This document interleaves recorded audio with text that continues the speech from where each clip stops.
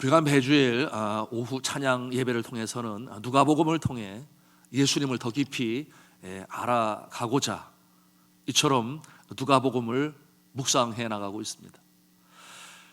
오늘 누가복음 말씀 강해 두 번째 시간이 되는데요, 같은 책으로 연속 강해에 나가게 되니 지난주에 우리가 함께 묵상한 내용이 연결이 되어집니다.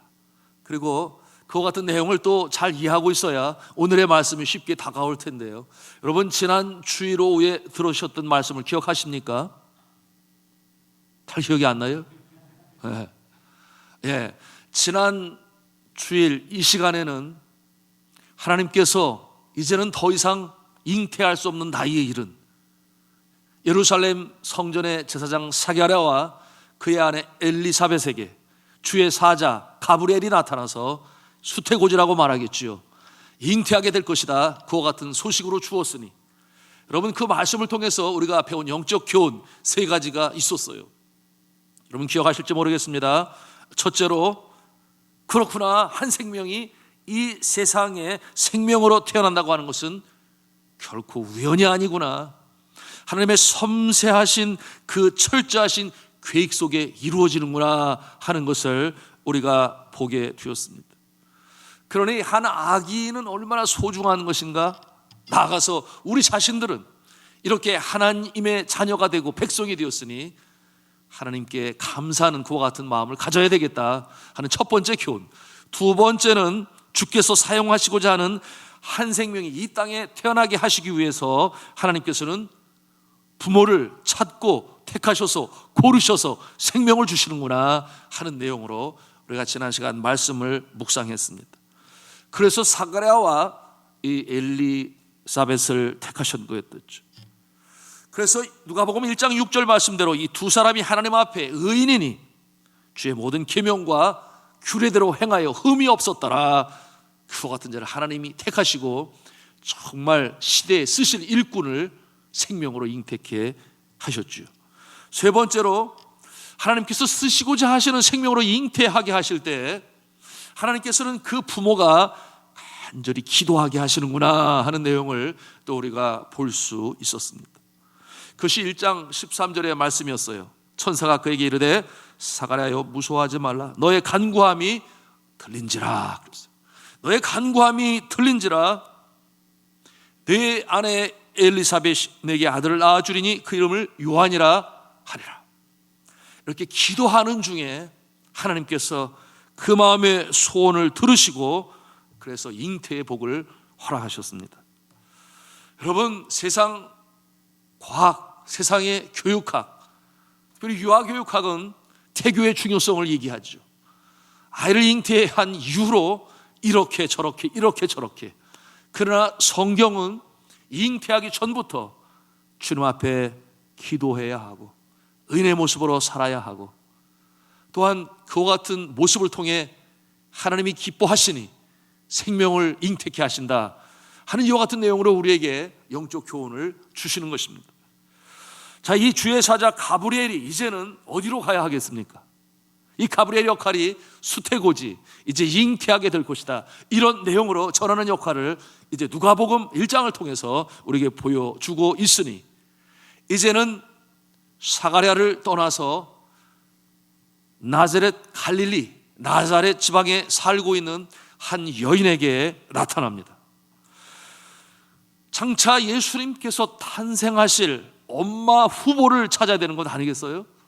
그와 같은 역할로 찾게 되니 6개월 뒤, 엘리사벳에게 이 수태고지를 알리는데 6개월 뒤에 이제 나자렛 지방에 이 마리아에게 찾아간 것입니다. 그러니 우리가 이렇게 생각해 볼 수 있어요. 세례 요한이 예수님 탄생하시기 6개월 전에 먼저 태어나셨구나 하는 것을 우리가 셈해 볼 수 있습니다. 자, 이러한 메시아 강림의 이 일련의 사건이 마치 기계가 톱니가 서로 얽혀서 참 이렇게 정교하게 가듯이 아주 정교하게 예수님의 탄생이 준비되고 있었던 것이었습니다. 자, 예수님의 이 수태고지를 위하여 한 여인 마리아를 찾았다 그랬습니다. 오늘 말씀을 보니 천사가 스스로 마리아를 찾은 것이 아니라 하나님께서 보내셨다 그랬어요. 하나님의 주권적인 섭리 가운데 이 일이 이루어지고 있으니 26절에 나타나 있습니다. 하나님의 보내심을 받아 그랬어요. 저는 이런 얘기를 들었어요. 특히 우리 중학생, 고등학생, 우리 학생들 중에 누구에게나 수호천사가 있다. 그래서 나에게도 수호천사가 있으니 위급할 때, 도움이 필요할 때 나의 천사야 나를 도와줘. 그러면 천사가 나타난다는 거예요. 그래서 내가 지금 빨리 택시를 잡아야 되는데 나의 수호천사야 택시 좀 보내줘. 그러면은 택시가 빨리 온대요. 그런가 하면은 내가 길을 잃지 않고 찾아갈 수 있도록 수호천사야 나를 좀 인도해 줘. 그러면 또 천사가 그 길을 이렇게 인도해 준대요. 여러분, 이와 같은 내용은 고대 서양의 무속신앙의 전통의 근거에서 그런 생각을 가져요. 여러분, 숲속의 요정이라든지, 그렇죠? 마법사라든지, 이와 같은 모습이 기독교가 서양의 문화를 이끌기 전에 가지고 있었던 그와 같은 문화 속에서 수호천사니 이런 모습들이 있는데요. 여러분, 이런데 너무 빠져들면 안 돼요. 왜냐하면 이 천사는 내가 마음대로 부릴 수 있는 존재가 아니라 천사는 하나님께서 창조하신 영적 창조물이 분명해요. 에덴 동산에서 우리 인간을 만드시기 이전에 이 온 우주 만물의 창조 이전에 영적 창조의 모습이 있었으니 그때 바로 이 천사들을 하나님께서 창조하신 거예요. 그리고 하나님께서 마치 전령으로 뜻을 알리고자 하실 때에 천사를 통하여, 그리고 영적으로 엘리야 시대에도 우리가 볼 수 있는데 바로 이 천사들을 통하여 하나님께서 선한 일을 이루셨습니다. 그러니 나의 수호 천사야 나 좀 도와줘. 그렇게 하면 안 되고 정말 천사의 도움을 받고 싶으면 어떻게 기도해야 돼요? 하나님, 천사를 통하여 저를 좀 도와주세요. 이렇게 기도할 수는 있어요. 그리고 하나님께서 천사를 통해서 도우실 수 있을 것입니다. 그러니까 이 주체가 누구냐? 하나님이시다. 우리가 이것을 알아야 하겠습니다. 자, 하나님께서 찾으신 엄마 될 사람은 갈릴리 나사렛에 있는 그 이름이 마리아였어요. 마리아는 목수인 요셉과 결혼하기로 청혼한 아직 남자를 알지 못하는 그와 같은 여자였어요. 여러분, 이 마리아 그 이름의 뜻이 어떠한 뜻을 가지고 있는가? 사랑받는, 고귀한, 아름다운 그런 뜻을 가지고 있어요. 참 좋은 이름이죠. 이와 같은 뜻을 가지고 있는 이름 마리아. 왜 하나님께서 여러 많은 여인들 중에 하필 이 마리아를 점지하셨을까요? 여러분, 오늘 말씀에 보면 1장 28절에 뭐라고 말씀을 합니까? 함께 읽도록 하겠습니다. 시작. 그에게 들어가 이르되 은혜를 받은 자여 평안할지어다. 주께서 너와 함께 하시도다 하니. 아멘. 자, 은혜를 받은 자여 평안할지어다. 주께서 너와 함께 하시도다 하니. 하나님의 은혜를 받은 자로 그렇게 소개를 해요. 그런데 왜 은혜를 받았는지에 대해서는 우리가 알 길이 없어요. 주님이 함께 하신다. 왜? 은혜를 받았으니. 그런데 왜? 어떻게 하여 이 마리아가 그렇게 인류의 구원자가 되시는 예수 그리스도께서 탄생하시는 일에 이렇게 엄마 후보자로 하나님의 천지를 받았을까 하는 그러한 궁금점을 우리가 갖지 않을 수가 없습니다. 자, 제가 여러분에게 이런 질문을 할 수 있어요. 김 장로님은 무슨 은혜로 하나님의 택함을 받고 구원을 받아서 그것도 천사도 흠모할 장로님의 직분으로 하나님을 섬기게 되었습니까? 라고 이렇게 질문을 했을 때 어떻게 답을 하시겠어요? 대답하기가 참 쉽지 않아요. 그렇죠? 이렇게 대답하겠죠. 하나님의 은혜로 되어졌습니다. 뭐 이렇게 답을 할 수 있을 거예요. 여러분, 사도 바울이 그러지 아니했습니까? 나의 나된 것은 하나님의 은혜라.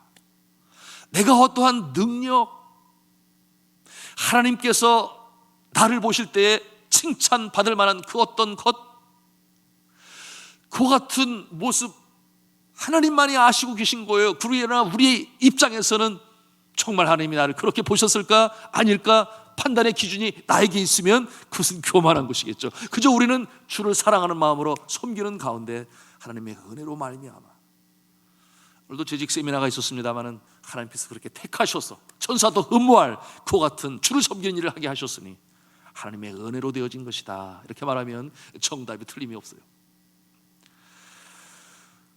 자, 이와 같은 내용으로 우리가 대답을 할 수 있는 것은 이 모든 일들이 하나님의 섭리 가운데 은혜 가운데 되었으니, 여러분 에베소서를 통해서 성경은 이렇게 말씀하고 있습니다. 곧 창세전에 그리스도 안에서 우리를 택하셨다. 에베소서 1장 4절. 또 에베소서 1장 5절에 보니 그 기쁘신 뜻대로 우리를 예정하사 예수 그리스도로 말미암아 자기의 아들들이 되게 하셨으니 이렇게 말씀하고 있어요. 그러나 시간이 지난 다음에 우리가 깨닫는 것은 하나님께서 누구를 택하시고 안 택하시고 우리는 이것을 알 수가 없어요. 그러나 지금 현 시점에서 우리가 감사할 수밖에 없는 것은 하나님께서 나를 택하셨으니 내가 하나님의 자녀가 되었고 천사도 흠모할 직분을 받게 되었고 오늘도 이처럼 하나님께 예배를 드릴 수 있으니 하나님께 감사하시는 여러분 되시기를 주님의 이름으로 축복합니다. 우리가 시간이 지난 다음에 알아요. 당장에 되어지는 일들 속에서는 왜 이런 일이 이렇게 생각할 수 있겠으나 시간이 지나고 보면 그런 깊으신 뜻이 있었구나. 하나님의 뜻은 너무나 심오하고 깊어서 우리가 알지 못할 때가 있어요. 그러나 시간이 지나면 알게 되니 그랬었구나, 그러셨구나. 나를 더 주께서 기뻐하시는 그릇으로 만드시기 위하여 빚어가시고 만들어가시고 심지어는 깨뜨려가시고 다듬어가시면서 영향력이 있는 인물로 세우시는 하나님의 손길, 우리는 믿음의 소망을 가지고 이와 같은 모습으로 전진해 나가야 하는 것입니다. 자, 오늘 이제 우리가 발견하는 이 예수 그리스도 마리아의 수태고지, 여러분 이와 같은 모습을 우리가 볼 수 있어요. 왜 하나님께서 마리아를 택하셨는가? 하나님의 뜻이었다, 이렇게 볼 수 있습니다. 자, 오늘 본문 38절에 기록되어진 이 말씀을 통해서 우리는 간접적으로 왜 하나님이 은혜가 그에게 임하였는가, 왜 예수 그리스도를 잉태하게 하셨는가 하는 모습을 발견할 수 있습니다. 여러분 우리 38절 말씀을 같이 읽도록 하겠습니다. 시작.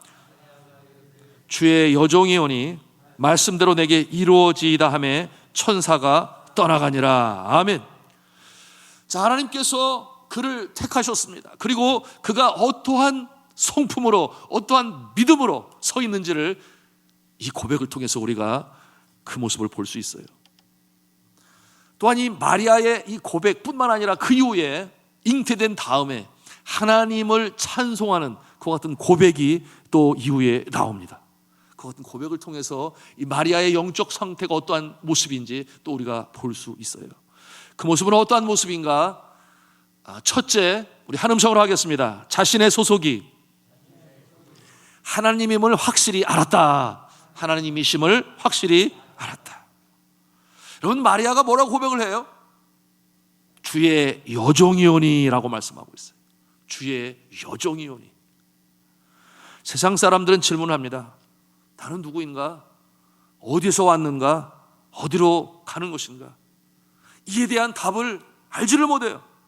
그러나 마리아는 아주 분명히 알고 있습니다. 자신을 창조하신 생명의 주가 하나님이시니 하나님이 나의 주인이시여 생명까지도 주의 손에 있는 줄로 믿습니다. 이와 같은 믿음 때문에 이런 고백을 하는 거예요. 그러니 마리아가 이르되 주의 여종이오니, 이 소속감이 아주 확실합니다.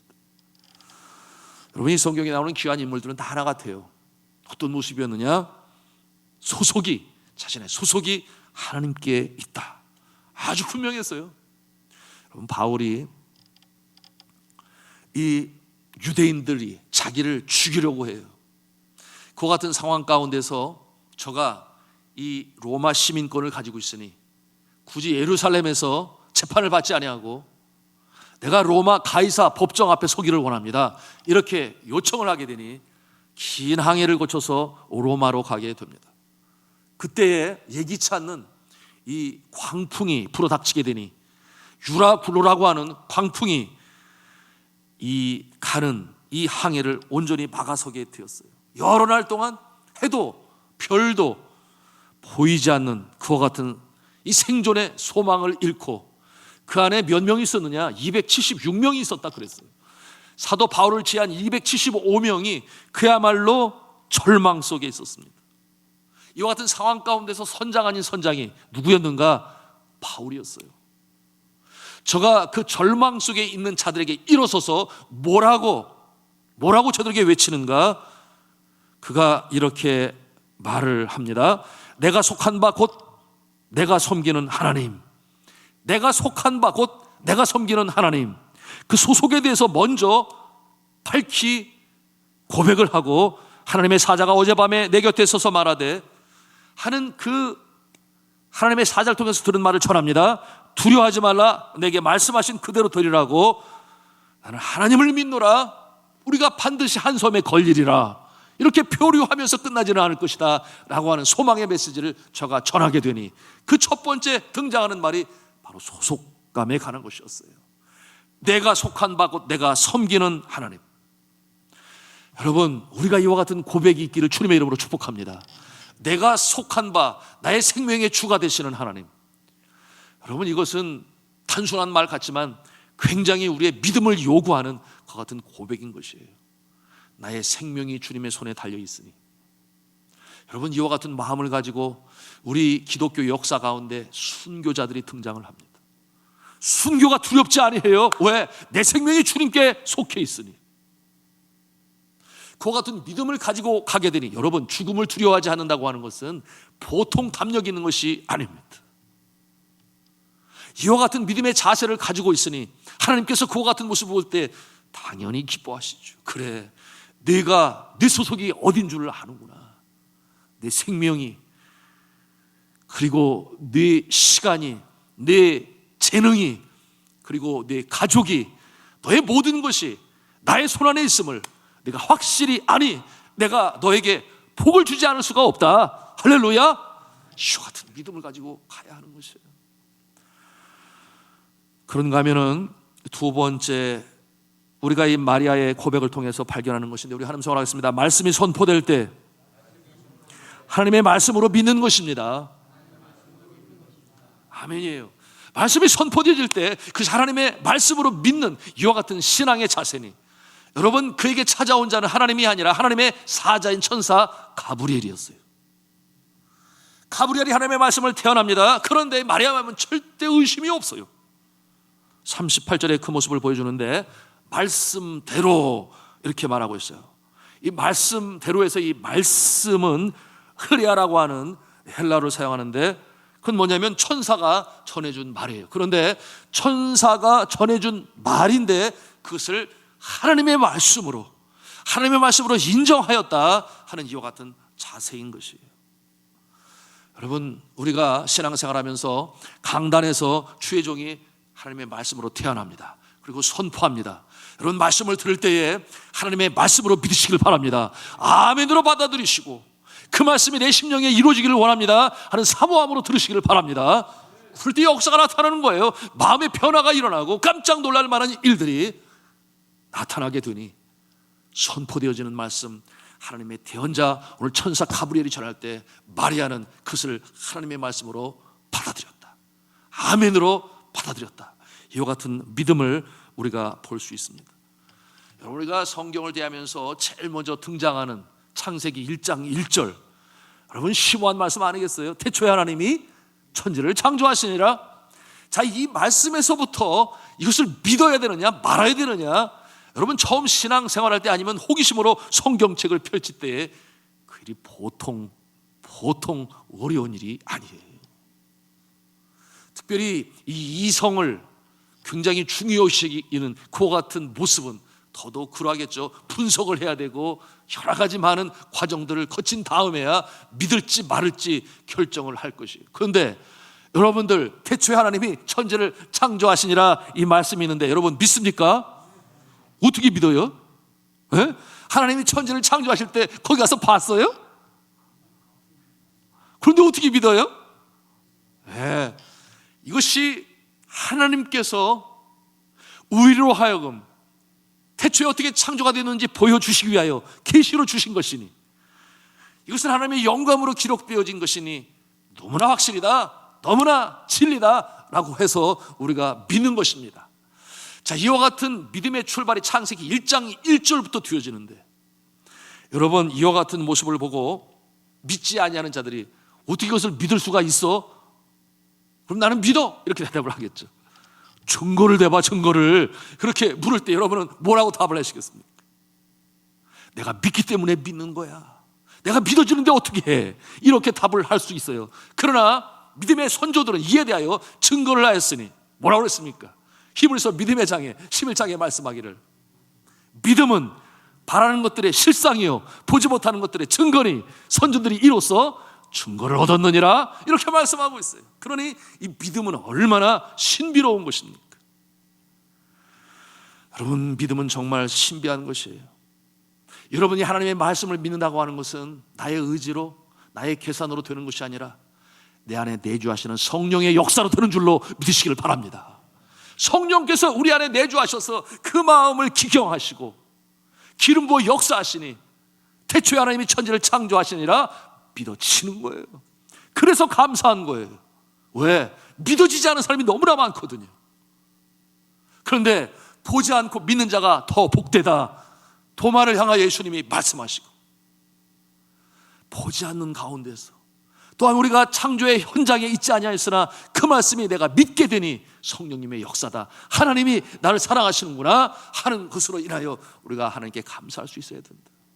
오늘 마리아는 바로 그와 같은 모습이었던 것입니다. 세 번째로 우리가 한 음성으로 하겠습니다. 약속의 말씀은 반드시 이루어질 것이라고 하는 믿음입니다. 반드시 이루어질 것이라고 하는 믿음입니다. 약속으로 주어진 말씀은 반드시 이루어질 것이다. 물론 하나님의 말씀으로 믿었기 때문에 그와 같은 과정의 단계로 나가는 것이죠. 이것이 마리아의 믿음이에요. 이게 보통 일이 아닙니다. 자, 어떻게 남자를 알지 못하는 존재였는데 그것이 하나님의 말씀이라 믿게 되니, 그래서 정말 그 말씀이 나의 몸에 아기가 생겨서 탄생하게 될 것이다, 그렇게 이루어질 것이다 라고는 믿음으로까지 성장해 나갔다 하는 것을 우리가 볼 수 있어요.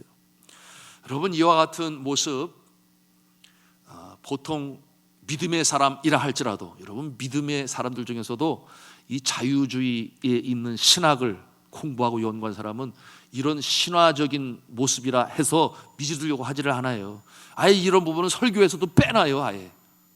그러면서 이 도덕적인 윤리적인 예술을 강조하고 그것이 이 세상에 평화를 이루게 할 것이다.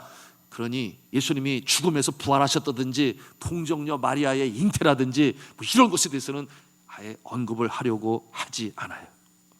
그런데 여러분, 이와 같은 믿지 아니하는 사람들 속에 이 마리아는, 그리고 우리 자신도 마찬가지요, 엘리사벳도 마찬가지요, 사가랴도 마찬가지요, 하나님의 약속의 말씀은 반드시 그것이 결과로, 현상으로 나타나게 될 것이다. 여러분, 믿으시면 아멘 하시기 바랍니다. 그렇게 말씀을 대하는 자들이 있으니 그것이 바로 복 있는 자의 모습인 것이에요. 말씀을 읽으면서도 그것을 정말 생명의 말씀으로 마음에 간직하지 않냐고 그저 이렇게 휙 지나가는 그런 모습들이 있어요. 성경에는 여러 가지 약속의 말씀이 있으니 여러분, 그 약속의 말씀을 내 마음에 정말 믿음으로, 확신으로 받아들이게 되면 놀라운 역사가 나타난다. 수고하고 무거운 짐진 자들아 다 내게로 오라, 내가 너희를 편히 쉬게 하리라. 삶에 지치고 고단하여 정말 어려운 가운데 있을 때 그 말씀을 들으니 보니, 그래 맞아, 오직 예수 안에만 참 안식이 있고 평강이 있지. 이러한 믿음으로 그 말씀을 대하는 자, 하나님께서 평강 주실 줄로 믿습니다. 안식 주실 줄로 믿습니다. 그런데 그렇지 않고 그냥 아이고 그냥 적혀있네 뭐 이 정도 생각하고 믿지 않으면 그런 역사 나타나지 않아요. 여러분, 이성적인 사람들은 아주 합리적이죠. 분석력이 뛰어나서 이리 재고 저리 재고 하다 보면 결국 나중에 자기가 스스로 이건 무모한 거야 아니다 자신이 결정을 해요. 그러나 우리의 결정은 성령께서 우리 마음에 확신으로 주셔서 하나님의 은혜로 믿는 줄로 믿으시기를 바랍니다. 그래서 복 있는 자라 그랬어요. 자, 필리핀에서 제가 사역을 감당할 때였어요. 여러분, 선교사들에게 있어서 가장 중요한 일은 이 비자를 얻는 것입니다. 특히 닫혀져 있는 지역은 더 그렇죠. 선교사 비자가 나오지 않으니 뭐 비즈니스니 뭐 학생 비자니 연구 비자니 뭐 여러 가지 그런 많은 모습인데, 필리핀에서는 다행히 선교사 비자를 발급해 주니 감사하죠. 그래서 필리핀에 많은 선교사가 가기도 합니다만, 여하튼 이 비자를 받게 될 때 기도하지 않을 수 없는 것은, 비자가 짧게 나와서 또다시 갱신을 해야 되고 이것이 보통 번거로운 게 아니에요. 그래서 비자를 놓고 기도하는 가운데 함께 이제 사역을 시작하고 출발하던 선교사님 가정이 있었는데, 거기는 우리와 함께 이 비자 추진을 아니하고 먼저 비자를 추진을 했어요. 그것이 뭐 잘못된 것은 아니지만 저와 아내의 마음에는 그게 상처가 됐어요. 왜냐하면 아니, 공생공사 같이 사역 출발을 하니 함께 지원해서 같이 받아내야지 왜 먼저 가냐, 뭐 이런 생각이 들었어요.